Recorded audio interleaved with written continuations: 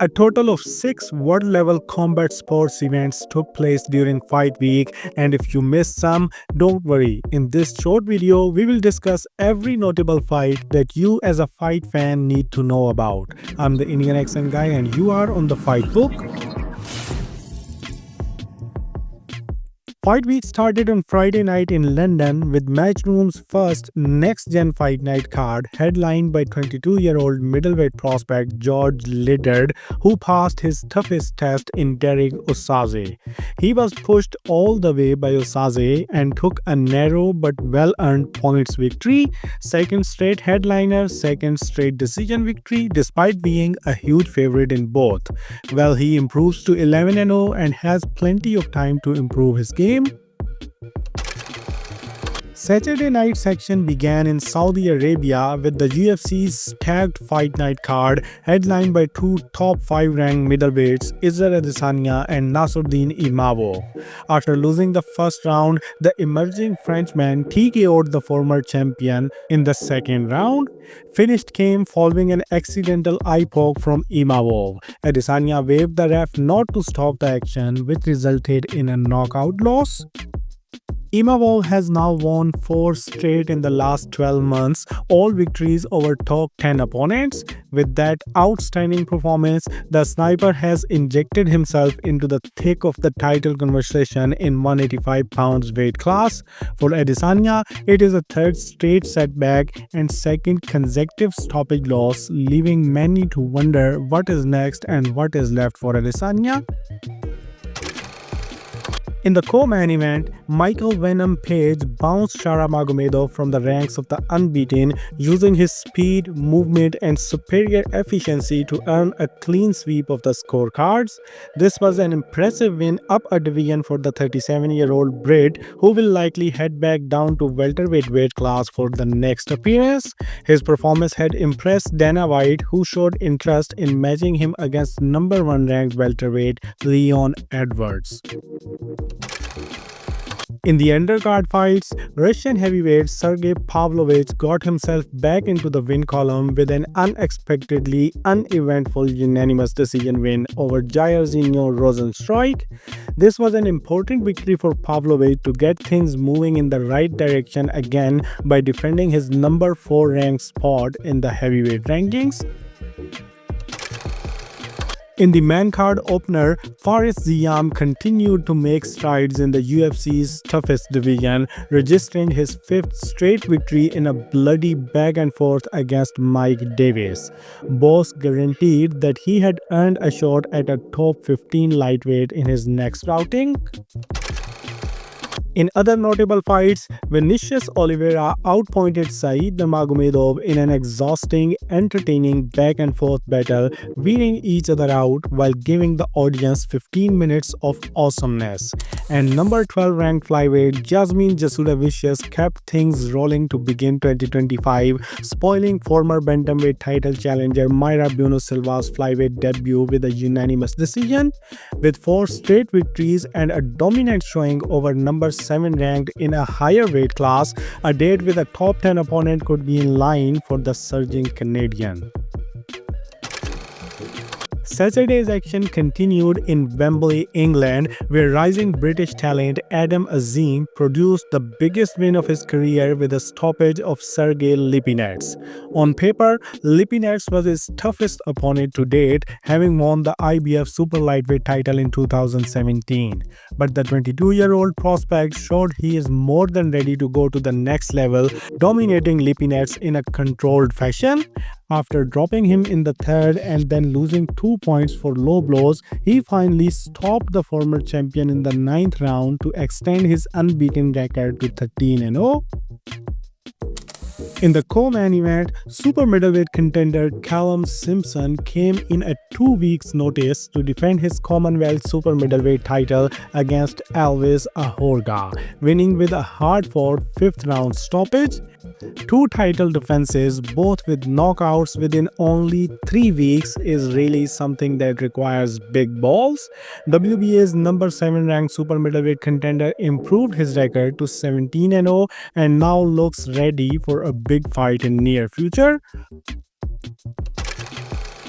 After this event, action moved to USA in Connecticut with BKFC on DAZN 4, headlined by former UFC fighters Julian Lane and Cameron VanCamp, with a potential 165 pounds title shot on the line. VanCamp was clearly winning the entire fight, and then 45 seconds into the fourth round, Lane hit him with a right hand from hell. With a fourth round knockout, Lane now has 4 wins in a row and a chance to get the next title shot. In the co-main event, former Bellator welterweight title challenger Brendan Ward continues his violent ways by knocking out BKFC veteran James Denise in 43 seconds, shattering his nose in the process. Parker Porter destroyed fellow UFC alum Chase Gormley in his BKFC debut, knocking him down twice and then out in 44 seconds of the first round. Jorgen De Castro also made his BKFC debut and did so in style as he battered Bobby Brands, causing a nasty hematoma that forced a doctor's stoppage. And finally, Saturday night section ended in Las Vegas at T-Mobile Arena with one of the most anticipated boxing matches of early 2025. David Benavidez cruised to an unpopular 12-round unanimous decision over David Morrell and left the arena with the 175 pounds interim WBC title as well as the regular WBA championship. Morrell scored the only knockdown of the fight over tired-looking Benavidez in the 11th round with a beautiful right hook, but moments later, the referee penalized Morrell for hitting after the bell in an odd-looking move. Overall, both men had their moments in the fight, but Benavidez outlanded Morrell in all but 2 of the rounds.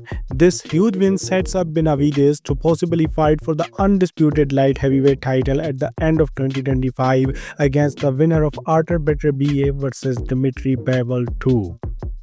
In the co-main event, Stephen Fulton captured the WBC featherweight belt with a decision win over Brandon Figueroa in a rematch. Unlike their first fight 4 years ago in 2021, this one wasn't close. Fulton has improved his game, outboxing and outpunching a sluggish-looking Figueroa. Given how boring this fight was, those who had paid $80 for the event would have been discouraged from purchasing another event. However, the fight of the night was all action scrap between Isaac Cruz and Angel Fierro, which could be in the running for fight of the year. WBA number 4 ranked super lightweight Isaac Cruz fought well, outpunching Angel Fierro to win a 10-round unanimous decision, but kudos to Fierro, who never looked 5-1 underdog against the former champion. In undercard fights, middleweight prospect Jesus Ramos Jr. had his way with former unified super welterweight champion Joyson Rosario, dropping him in the 7th round and battering him with punches in the 8th round to get the knockout. WBA's number 3 ranked featherweight Mirko Coelho defeated number 5 ranked Christian Olivo via 10th round knockout in a fight he was losing. He finished the fight by dropping Olivo twice with left hooks to the body. Olivo had knocked Coelho down in the 2nd round with a right hand to the head, and he controlled the action until the championship rounds. Coelho's face was marked up and swollen from the heavy hooks that Olivo had landed. In the preliminary card, WBA's number 1 ranked middleweight contender Yoeli Hernandez dominated a tough but limited Angel Astorga in a showcase fight, knocking him out in the 5th round with power punches to improve to 8-0. Lightweight prospect Carmel Mouton ate a ton of brutal power punches from Frank Zaldivar but came on to score a 3rd round TKO. Mouton is going to have to make a lot of improvements in his game for him to one day capture a world title. For the casuals that thought Mouton will be the next Gervonta Davis, it is obvious now that he is not that type of talent.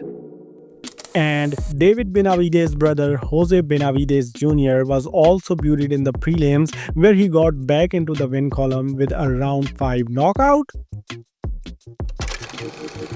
Oddly, Sunday was also not empty with fights this time, as fight week ended on Sunday night in Michigan, where Claressa Shield became the first women undisputed heavyweight champion by beating a can via unanimous decision. She is now also the first boxer to become undisputed in 3 different weight classes.